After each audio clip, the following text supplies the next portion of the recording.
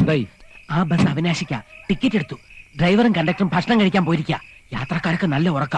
ഇനി അഥവാ ആരെങ്കിലും ഉണർന്നാൽ തന്നെ രോഗിയാണെന്ന് കള്ളം പറയാം. എങ്കിൽ പിന്നെ ശവത്തിനെ പിടിച്ച് കേട്ടടാ. അപ്പൊ നീ അവളെ കൊന്നോ? പിണ്ടാരുടെ മാപ്പിളെ ഞാൻ ആരെയും കൊന്നിട്ടില്ല. എനിക്ക് ഭാരെടുക്കാൻ പറ്റില്ല. പിടിച്ചോ. போலீஸ் ஜீப்ல டீசல் இல்லன்னு சொல்ற தப்பு. പമ്പ അടച്ചു പോച്ചു സാർ. பேலன்ஸ் வலிச்சுக்கோடா. എന്തൊരു വെയിറ്റ് ആയി ശവത്തിന്. இந்த வண்டி செக் பண்ணு. போய் டிரைவரை தேடி கண்டுபிடிச்சு வா. ഇവരെന്താ ഈ നേരത്തെ ഇവിടെ? എന്താ ജീവൻ ഇവിടെ എല്ലാരുമായിട്ട്? ഞങ്ങൾ വെറുതെ കാറ്റുകൊള്ള ഇറങ്ങിയതാ. ഞാൻ നൈറ്റ് പെട്രോളിങ്ങിന് ഇറങ്ങിയതാ. ഞങ്ങൾ പെട്രോൾ തീർന്നിട്ട് നിൽക്കുക. ഓ വെരി ഗുഡ്. എന്നാ പിന്നെ തമ്പാച്ചല്ലേ.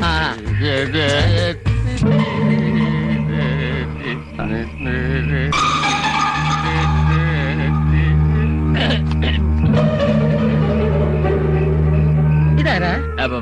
അമ്മായിയപ്പൻ. പൗലോസേട്ടൻ അമ്മായിയച്ഛൻ. നമസ്കാരം. നമസ്കാരം. സുഖം തന്നെ സാറേ. സുഖമാണ്. കൊള്ളാമല്ലോ പൗലോസേ. ഈയിടായിട്ട് ബന്ധുക്കളുടെ ഒരു പ്രവാഹമാണല്ലോ. ആദ്യം മകള്, ഇപ്പൊ അമ്മായിയപ്പൻ. അതെ അതെ, ഇനിയിപ്പോ ഒരുപാട് പേര് വരുന്നുണ്ട്. അവസാനം ഒരാൾ വരും, എന്റെ കാലൻ. അല്ലോ, ഈ ബന്ധുക്കളുടെ തള്ളിക്കയറ്റം കാരണം പൗലോസേട്ടൻ ആകെ മൂടൗട്ടില്ല. തമ്പാഞ്ഞു വന്നേ. കാശൊന്നും വേണ്ട. ആവശ്യമുള്ളപ്പോ ഞാൻ ജീവനോട് ചോദിച്ചിട്ടുണ്ടല്ലോ. വായിച്ചു നോക്കി ഞാൻ തിരിച്ചു തരും കേട്ടോ. Duties duty. അതെ അതെ. യവന്മാർ എവിടെ പോയി കിടക്കുന്നത്? പെട്രോൾ ഒക്കെ ഉണ്ടല്ലോ. ഫുൾ ടാങ്കാ. ആ ഫുൾ ടാങ്കിൽ മേടിക്കാൻ പോയിരിക്കുക. അങ്ങനെ പറ. പോയി. നമസ്കാരം. പോയടാ. അവളെവിടെ?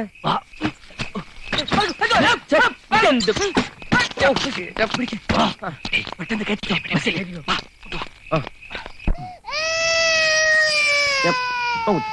കുടിച്ചടാ.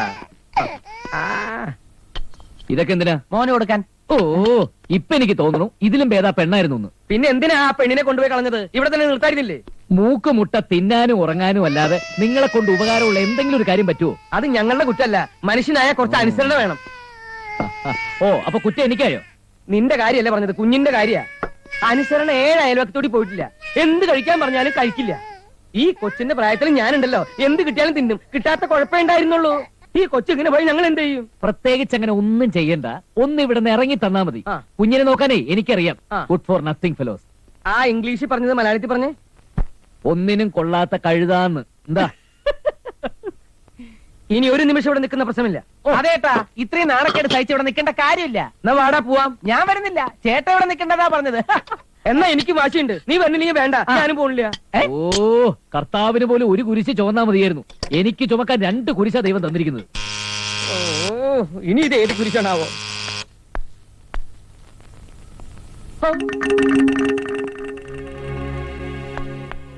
വേറൊരു കുരിശ് കൊടയും പിടിച്ചു വന്നിരിക്കണു.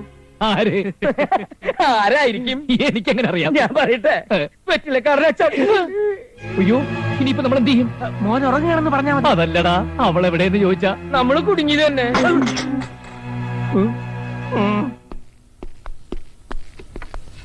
കണ്ടതിൽ വലിയ സന്തോഷം. Good morning father. Good morning. അച്ഛന്റെ കാര്യം പറഞ്ഞപ്പോ ഞങ്ങൾ നാവ് വായിലേക്ക് ഇട്ടതേ ഉള്ളൂ. അയ്യോ, അച്ഛനൊന്ന് വിളിച്ചിരുന്നെങ്കിൽ ഞങ്ങൾ അങ്ങോട്ട് വരായിരുന്നല്ലോ. അതെന്താടോ, എനിക്ക് ഇങ്ങോട്ട് വന്നൂടെ? അച്ഛനിപ്പോ എന്താ വേണ്ടേ? അതെന്താ പൗലോസേ നീ അങ്ങനെ ചോദിച്ചേ? അച്ഛന് കുടിക്കാൻ ചായയോ കാപ്പിയോ എന്താ വേണ്ടേന്ന് ചോദിച്ചതാ. അയ്യോ, അച്ഛനെ പോയിട്ട് ധൃതിയുണ്ട് പോലോസേട്ടാ. എന്തുമാത്രം ജോലി തിരക്കുള്ള ആളാ. എന്നാ പിന്നെ അങ്ങനെ തന്നെ ആയിക്കോട്ടെ. ഏയ്, ഒരു ധൃതിയില്ല. ഇന്നത്തെ എന്റെ ജോലി ഇവിടെ വന്ന് നിങ്ങളെയൊക്കെ കാണുക എന്നുള്ളതാണ്. കുട്ടൂസ് മോൻ എവിടെ? ഞാൻ പോവാ, ആത്മഹത്യ ചെയ്യാൻ പോവാ. എന്നാ പിന്നെ എന്നെ കൊന്നിട്ട് പോടോ മാപ്പിളെ. അയ്യോ, ഫാദർ. അച്ഛോ, അവരിത്ര നേരം ഭയങ്കര കരച്ചിലായിരുന്നു. ഇപ്പഴാ ഒന്ന് കിടത്തി ഉറക്കിയത്. ഉണർത്തണോ? വേണ്ട വേണ്ട, താങ്ക് യു. ഞാനേ അവനെ അങ്ങോട്ട് പോയി. അയ്യോ, ബെഡ്റൂമില്ല. അതിനെന്താ? മധു ബാത്റൂമില്ല. ബാത്റൂം ബെഡ്റൂമില്ല. അറ്റാച്ചഡേ. അവൾക്ക് ഈ കഥ അടച്ചിട്ട് കുളിക്കാൻ പേടിയാ. അതുകൊണ്ട് ബെഡ്റൂമിന്റെ കഥ അടച്ചിട്ട് ബാത്റൂം തുറന്നിടും. ഓ, എന്റെ പുറത്ത് സോപ്പ് ഒന്ന് തേച്ച് തരൂ ജീവേട്ടാ. നീ ഇവിടുന്ന് വേഗം ഇറങ്ങി വന്നേ. ഇതാരാ വന്നിരിക്കുന്നത് നോക്കിയേ, നമ്മുടെ അച്ഛൻ. അച്ഛനെ കാണാൻ എനിക്ക് കൊതിയായി. അച്ഛനോട് ഒരു 4 മണിക്കൂർ ഇരിക്കാൻ പറയൂ ജീവേട്ടാ. 4 മണിക്കൂർ കുളിയോ? മധുവിന്റെ കുളി അങ്ങനെ അച്ചോ. ആദ്യം ഇലത്താളി, പിന്നെ പയറുപൊടി, പിന്നെ ചീവിക്കാപ്പൊടി, അത് കഴിഞ്ഞ് മഞ്ഞപ്പൊടി ഇട്ടൊരു തേപ്പ, പിന്നെ മുളക് പൊടി ഇട്ടൊരു തേപ്പ. പൗലോസേട്ടന്റെ തമാശ. ഏതായാലും അവള് കുളി കഴിഞ്ഞ് വരട്ടെ, കണ്ടിട്ട് പോവാം. എന്താ ഉണ്ടിട്ട് പോന്നോ? അതും ആകാം പൗലോസേ. അതും ആവാല്ലേ. ഇതേട്ടാ, അപ്പുറത്തെ വീട്ടില് വസൂരിയുള്ള കാര്യം അച്ഛനോട് പറയല്ലേ. അച്ഛൻ പേടിച്ച ഉടനെ തന്നെ പൊക്കളയും.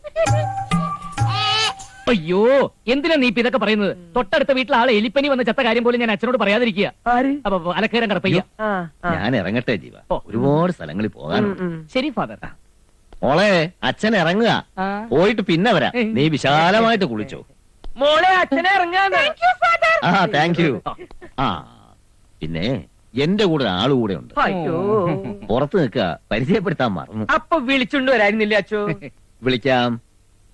കുട്ടി, അയ്യോ.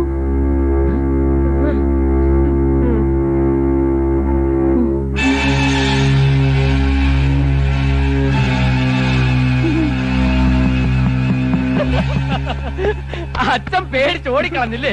എങ്ങനെ ഉണ്ടായിരുന്നു എന്റെ കുളിസി? സൂപ്പറായി. Thank you.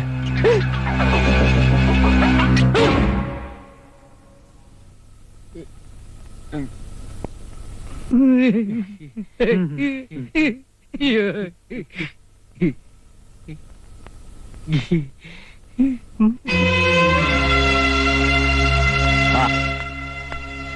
ഈ പെണ്ണ് നിന്റെ ആരാ? ഉം? അത് പിന്നെ അച്ഛൻ ഞാൻ നീ താലി കെട്ടിയ ഭാര്യ. അന്തസ്സുള്ള ഒരു ഭർത്താവ് ചെയ്യുന്ന പ്രവൃത്തിയാണോ നീ ചെയ്തത്? ക്ഷമിക്കണം അച്ഛ, ഒരു അബദ്ധം പറ്റിയ ഇവരെക്കാൾ പ്രായവും പക്വതയുള്ള ആളല്ലേ പൗലോസേ താൻ?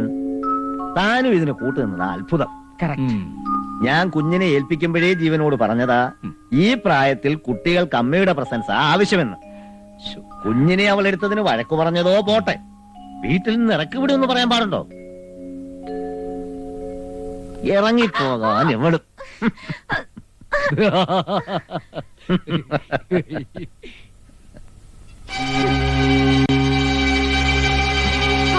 ഫാദറിന് കേൾക്കണോ? എപ്പോഴും എന്നോട് ഇവിടുന്ന് ഇറങ്ങിപ്പോടി, നീ എന്റെ ഭാര്യയല്ല, എന്റെ കുട്ടിയെ തൊട്ട നിന്നെ തട്ടിക്കളയുന്നൊക്കെ പറയും ഫാദർ. ഇവർ രണ്ടുപേരും ജീവേട്ടന്റെ സൈഡാ. നിങ്ങളാ ജീവനെ വഷളാക്കുന്നത്. അയ്യോ, സ്നേഹം കൂടുമ്പോ മനുഷ്യൻ പൊസസീവാവും, പക്ഷെ അത് ഓവറാവരുത്. മേലിൽ ഇങ്ങനൊരു കാര്യത്തിന് എന്നെ ഇവിടെ വരുത്തരുത്. വരുത്തിയാൽ ഞാൻ തിരിച്ചു പോകുന്നത് കുഞ്ഞിനെയും കൊണ്ടായിരിക്കും. അതിനുള്ള അധികാരം എനിക്കുണ്ട്. Mind it. ഓ. മനസ്സിലായോ എല്ലാവർക്കും? ശരി ഫാദർ. കുഞ്ഞിനെ ഞാൻ പിന്നീട് വന്ന് കണ്ടോളാം. അപ്പൊ ഞാൻ ഇറങ്ങുന്നു. അച്ഛനെ ബസ് സ്റ്റാൻഡിൽ കൊണ്ടുവിടണോ? വിളിക്കണു. എനിക്ക് നിന്നെ വിശ്വാസം പോലെ ബസ് സ്റ്റാൻഡിലേക്കെന്ന് പറഞ്ഞ് സെമിത്തേരിയിലേക്കായിരിക്കും കൊണ്ടുപോകുന്നത്. കാഞ്ഞ വിത്താനി. ഹലോ, താനും മോശമല്ല.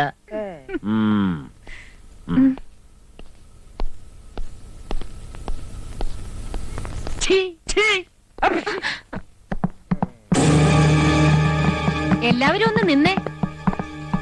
കൊന്നു കുഴിച്ചു മൂടിയാലും ഞാൻ തിരിച്ചു വരും. ആട്ടെ, ഐസ്ക്രീമിൽ മയക്കുമരുന്ന് കലർത്തിയ മാസ്റ്റർ ബ്രെയിൻ ആരുടെയായിരുന്നു?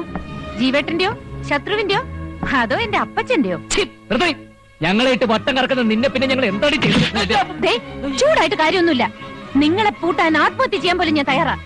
എനിക്ക് നഷ്ടപ്പെടാൻ ഒന്നുമില്ല. എന്റെ ആത്മഹത്യക്കുറിപ്പിൽ നിങ്ങളുടെ 3 പേരുടെയും പേര് ഞാൻ എഴുതി വെക്കും. അതിൽ ആദ്യത്തെ പേര് എന്റെ അപ്പച്ചന്റേതായിരിക്കും.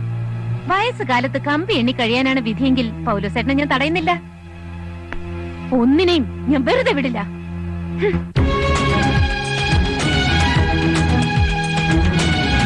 അതിലാദ്യത്തെ പേര് എന്റെ അപ്പച്ചന്റേതായിരിക്കും.